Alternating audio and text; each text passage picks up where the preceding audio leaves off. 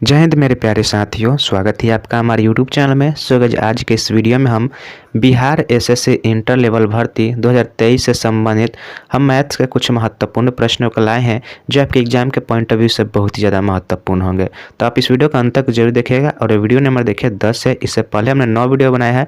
अगर आपने उन वीडियो को नहीं देखा है तो आप उन वीडियो को जरूर देखिएगा।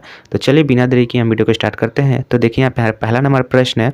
क्वेश्चन देखिए, बोल रहा है कि जब पूर्णांक n को 7 से विभाजित किया जाता है तो शेषफल 3 प्राप्त होता है। यदि 5n को 7 से विभाजित किया जाए तो शेषफल क्या होगा। ठीक है, तो देखिए क्वेश्चन कहने में पहला लाइन जो क्या बोल रहा है कि जब हम 7 से n को विभाजित करते हैं तो शेषफल क्या बचता है।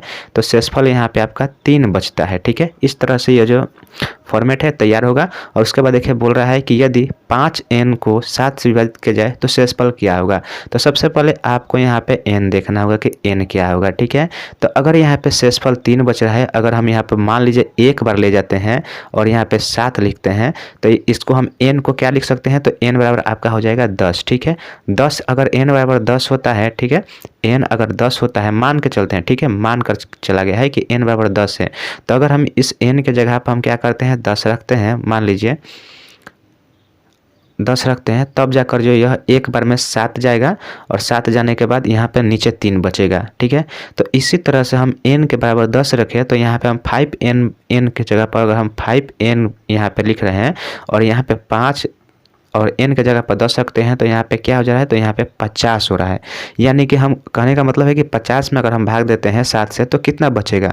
तो अगर हम 7 से 50 में भाग दें तो कितना बचेगा। तो 7 7 आपका यहाँ पे क्या हो जाएगा, 49 हो जाएगा और माइनस होगा तो यहाँ पे 1 बचेगा। तो शेषफल कितना बचा, तो शेषफल 1 बचा। ठीक है, तो देखिए ऑप्शन नंबर सी इसका बिल्कुल राइट आंसर हो जाएगा।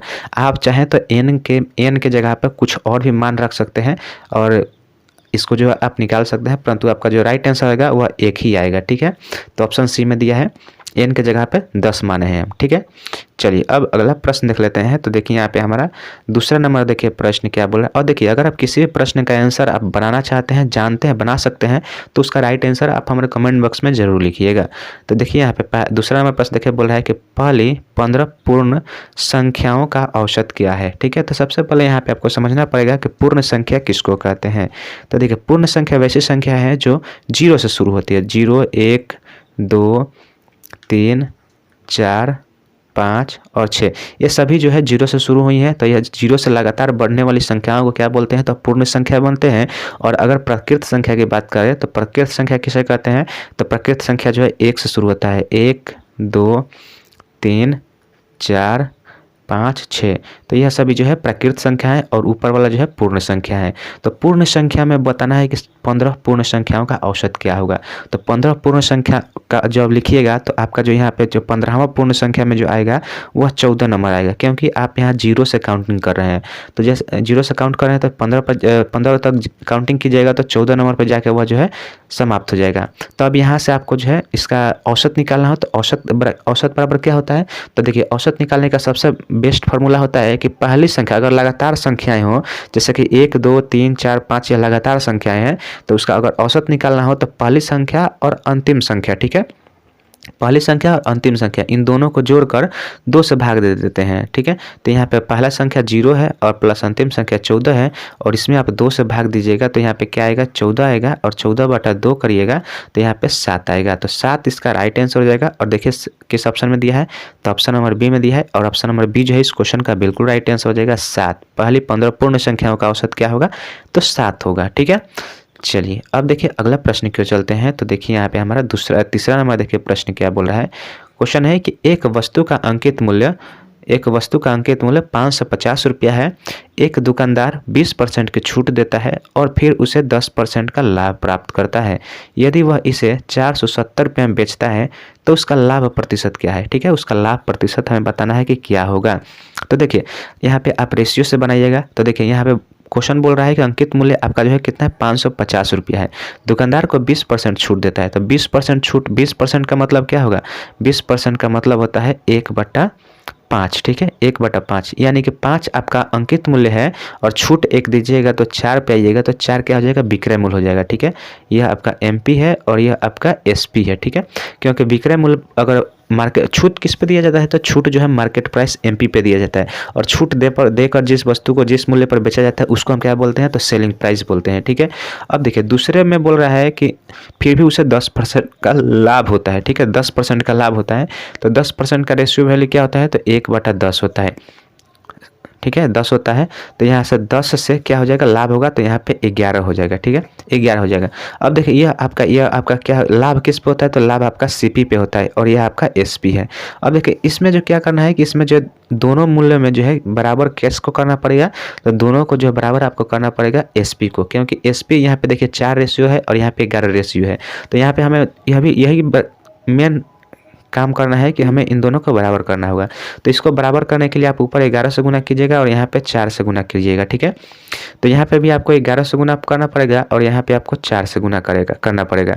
तो देखिए यहाँ पे एमपी, अब यहाँ पे हम अच्छे तरह से लिख लेते हैं एमपी, एसपी और यह सीपी। ठीक है, सीपी हो गया। तो एमपी आपका कितना हो जाएगा, तो देखिए एमपी यहाँ पे 11 × 5 = 55 हो जाएगा।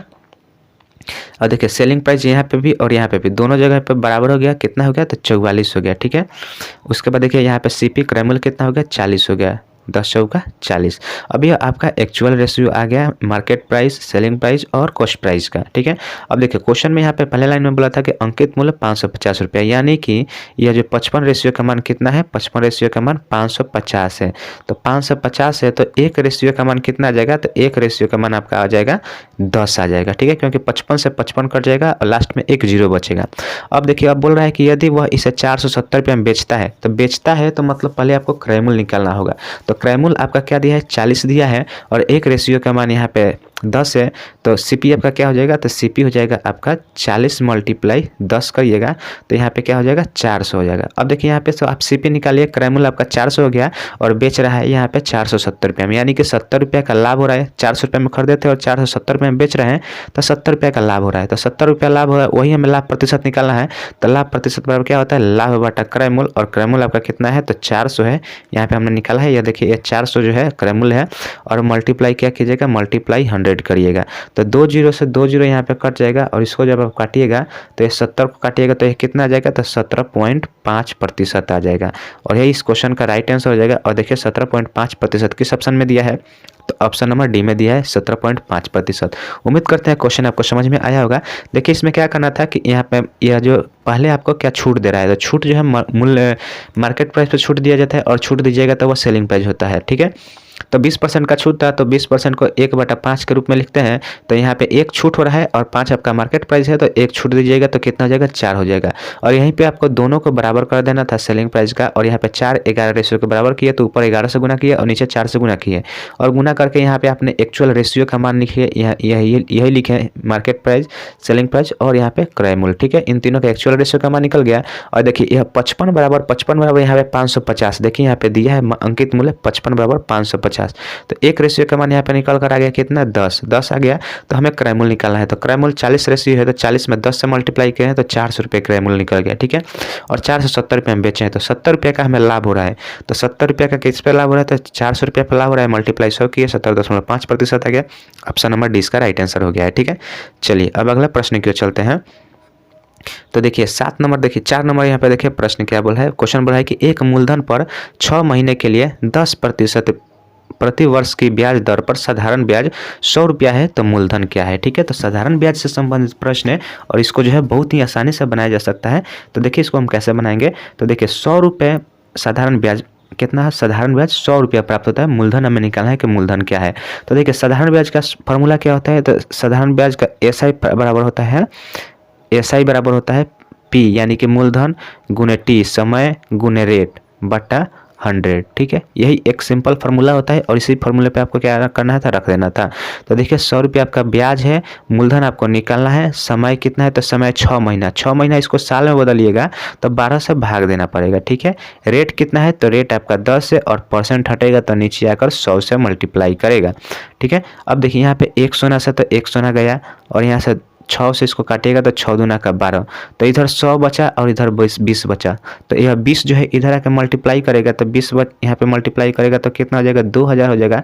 और इधर बच गया p बराबर 2000, यानी मूलधन आपका कितना हो गया 2000। तो ऑप्शन सी इसका राइट आंसर हो जाएगा, मूलधन कितना आएगा 2000 आएगा। ऑप्शन सी इसका राइट आंसर हो जाएगा।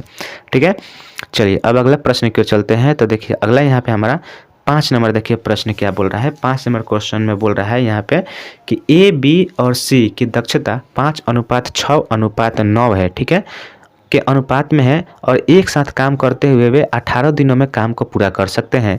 तो बी जो है अकेले उस कार्य को 25% भाग कितने दिनों में पूरा कर सकता है। ठीक है, तो देखिए यहाँ पे आपको समझना है कि सबसे पहले यहाँ पे आपको क्षमता दे दिया है। क्षमता दे दिया है तो टोटल काम निकालने के लिए क्या करिएगा, टोटल दिन में गुना कर दीजिएगा। यानी कि यह देखिए यहाँ पे बोल रहा है कि यह एक साथ काम करते हुए 18 दिनों में काम को पूरा कर देते हैं। तो टोटल काम आपका कितना हो जाएगा, टोटल काम हो जाएगा, इन दोनों सभी को जोड़िए तो 5, 6, 11 और 9, 20। ठीक है, तो 20 मल्टीप्लाई जो है 18, क्योंकि 18 दिनों में उस काम को कर रहे हैं तो यह टोटल आपका काम हो गया। और बताना है कि इसी काम को जो बी है, बी अकेले 25% भाग कितने दिनों में कर देगा। ठीक है, तो टोटल काम का 25%, तो टोटल काम आपका कितना है 20 मल्टीप्लाई 18 है और इसका 25% भाग करिएगा तो 25 बटा क्या हो जाएगा, सॉरी यहाँ पे क्या हमने लिखा 25 या 20 नहीं, यहाँ पे 25 होगा। तो यहाँ पे 25 बटा परसेंट हटेगा तो यहाँ पे 100 आएगा। ठीक है, और उसके बाद देखिए बी को बताना है। तो बी की दक्षता कितना है, तो बी की दक्षता यहाँ पे 6 है। तो 6 से आपको क्या करना पड़ेगा, भाग देना पड़ेगा। अब देखिए यही आपको निकाल देना है। तो यहाँ पे अगर गुना करिएगा तो यहाँ 25 चौका कितना हो जाएगा, 25 चौका 100 और 4 से इसको काटिएगा तो 4 5 20 हो जाएगा और 6 से इसको काटिएगा तो 6 तिया का 18 हो जाएगा। तो यहाँ पे मल्टीप्लाई कीजिएगा तो 5 तिया का 15। ठीक है, तो 15 जो है 15 दिनों में उस काम को बी अकेले पूरा कर देगा। तो ऑप्शन नंबर ए जो है इस क्वेश्चन का राइट आंसर होगा। कितने दिनों में काम कर देगा, तो 15 दिनों में कर देगा। ठीक है, उम्मीद करते हैं क्वेश्चन समझ में आया होगा। चलिए बढ़ते हैं नेक्स्ट प्रश्न की ओर। देखिए कमेंट करके जरूर बताइएगा कि यह जो प्रश्न है आपको कैसा समझ में आ रहा है या नहीं आ रहा है। ठीक है, देखिए 6वां नंबर प्रश्न है, बोल रहा है 2 ट्रेनों की गति के बीच का अनुपात जो है 2:5 है। यदि पहली ट्रेन 5 घंटे में 350 किलोमीटर की दूरी तय करती है तो दूसरी ट्रेन की गति किलोमीटर प्रति घंटा में बताना है। ठीक है, तो देखिए यहाँ पे बताना है 2 ट्रेनों की जो बीच की गति जो है, मान लीजिए यह ट्रेन ए है और यह ट्रेन बी है और इन दोनों के बीच में जो गति है स्पीड जो है कितना अनुपात में दिया है, तो 2:5 के अनुपात में जो है इनकी गति का अनुपात दिया है। अब देखिए क्वेश्चन है बोल रहा है कि यहाँ पे यदि पहली ट्रेन 5 घंटे में 350 किलोमीटर की दूरी तय करती है। देखिए 5 घंटे में 350 किलोमीटर, तो यहाँ से आप स्पीड निकालिएगा तो स्पीड बराबर क्या होता है, तो स्पीड बराबर दूरी बटा समय होता है। तो यहाँ से एस बराबर आपका दूरी कितना है, तो दूरी जो है आपका 350 है और टाइम कितना है, तो टाइम 7 घंटा है। इसको भाग दीजिएगा तो कितना कटेगा, 7 5 35 और 0, यानी कि 50 किलोमीटर प्रति घंटा के स्पीड से जो है 50 किलोमीटर प्रति घंटा की स्पीड से जो है यह ट्रेन ए चल रहा है। ठीक है, अब देखिए तो यहाँ और ए का अनुपात कितना दिया है, 2 दिया है। तो 2 बराबर अगर यहाँ पे आपका 50 है तो यह कितना मल्टीप्लाई होगा, तो यह मल्टीप्लाई 25 मल्टीप्लाई है। ठीक है, 25 मल्टीप्लाई कीजिएगा तब जाकर यहाँ पे 50 आएगा, यानी कि एक रेशियो का मान आपका 25 आ गया। तो यहाँ पे क्या कीजिएगा, यहाँ पे भी आपको 25 से मल्टीप्लाई कराना पड़ेगा। तो 25 से मल्टीप्लाई कराइएगा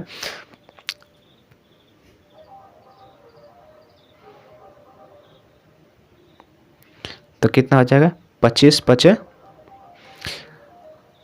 देखिए यहाँ पे थोड़ा सा मिस्टेक हो रहा है। हाँ देखिए कहाँ पर मिस्टेक हुआ है, तो यहाँ पे जो मिस्टेक आपका हुआ है, यहाँ पे 7 नहीं है, यहाँ पे 5 है। ठीक है, हम यहाँ पे 7 से भाग दे दिए हैं, यहाँ पे 7 से 9 देकर यहाँ पे 5 से हमें करना है। ठीक है, चलिए इसको पहले हम पूरा क्लियर कर लेते हैं। यहाँ पे भी आपका मिस्टेक हुआ होगा। चलिए अब देखिए यहाँ पे अगर हम 7 से भाग देते हैं, सॉरी 7 से भाग नहीं 5 से भाग देते हैं, क्योंकि 5 घंटे में तय करा है। तो 5 से यहाँ से भाग दीजिएगा तो कितना आ जाएगा, 5 7 35 होता है, यानी कि 70 किलोमीटर प्रति घंटा आ जाएगा। ठीक है, 70 किलोमीटर प्रति घंटा की चाल से ट्रेन ए चल रहा है। तो ट्रेन ए के रेशियो कितना है, 2 रेशियो दिया है, तो 2 रेशियो बराबर का कितना हो जाएगा 70 किलोमीटर प्रति घंटा। तो एक रेशियो का मान कितना निकल कर आ गया 35 किलोमीटर प्रति घंटा। ठीक है, 35 किलोमीटर प्रति घंटा आ गया। और बस इसी को आप बी रेशियो में निकाल देना है, क्योंकि दूसरी ट्रेन का निकालना है। तो यहाँ पे 35 से मल्टीप्लाई कीजिएगा तो कितना हो जाएगा, तो 5 50 25 और 5 या 15 15 और 2 17, यानी कि 175 किलोमीटर जो है प्रति घंटा इस क्वेश्चन का राइट आंसर हो जाएगा। दूसरी ट्रेन की जो गति होगी वह कितनी होगी, तो 175 किलोमीटर प्रति घंटा होगी। देखिए ऑप्शन नंबर बी में दिया है, बिल्कुल राइट आंसर हो जाएगा 175 किलोमीटर प्रति घंटा। चलिए अब नेक्स्ट प्रश्न देख लेते हैं। तो देखिए यहाँ पे नेक्स्ट हमारा 7वां नंबर देखिए प्रश्न बोला है कि एक घनाभ के 3 आसन्न फलकों के क्षेत्रफल 32 सेंटीमीटर स्क्वायर, 24 सेंटीमीटर स्क्वायर और 48 सेंटीमीटर स्क्वायर है। ठीक है, तो बताना है कि घनाभ का आयतन कितना होगा। तो देखिए अगर हम घनाभ की बात करें तो देखिए घनाभ किस प्रकार का होता है, तो घनाभ जो है कुछ इस प्रकार का होता है, वह आयताकार रूप में बटा होता है। ठीक है, पहले हम घनाभ बना लेते हैं ताकि डायग्राम से, देखिए डायग्राम से आप मैथ का सवाल करिएगा तो आपको जो है समझ में आसानी से आएगा और वह लॉन्ग टाइम चलेगा। ठीक है, यह आपका घनाभ हो गया। तो घनाभ हो गया तो देखिए यहाँ पे 3 फलक दिया है, 3 फलक का क्षेत्रफल दिया है। कहने का मतलब है कि आपका यह फलक हो गया, ये वाला एक फलक हो गया ऊपर वाला, एक ये साइड वाला हो गया और एक इधर बैक वाला इधर हो गया। ठीक है, तो इन तीनों का जो फलक का जो है क्षेत्रफल दिया है, और देखिए तीनों का फलक कैसा है, तो आयताकार है। तो आयत का क्षेत्रफल क्या होता है, लंबाई गुना चौड़ाई होता है। ठीक है, और इन तीनों फलक का क्षेत्रफल आपका दे दिया है कितना 32, 24 और यहाँ पे 48। तो आपको घनाभ का आयतन बताना है। तो घनाभ का आयतन निकालने के लिए क्या कीजिएगा, रूट अंडर इन सभी का रूट अंडर कर दीजिएगा। ठीक है, तो 32 मल्टीप्लाई में वही कीजिएगा, 32 मल्टीप्लाई 24 मल्टीप्लाई 48, यह आपका क्षेत्र क्या हो जाएगा, आयतन हो जाएगा। तो अब यहाँ पे रूट अंडर निकालिएगा, तो रूट अंडर निकालिएगा तो क्या होगा, 32 को आप क्या लिख सकते हैं, तो 32 को आप क्या लिख सकते हैं, तो 16 गुना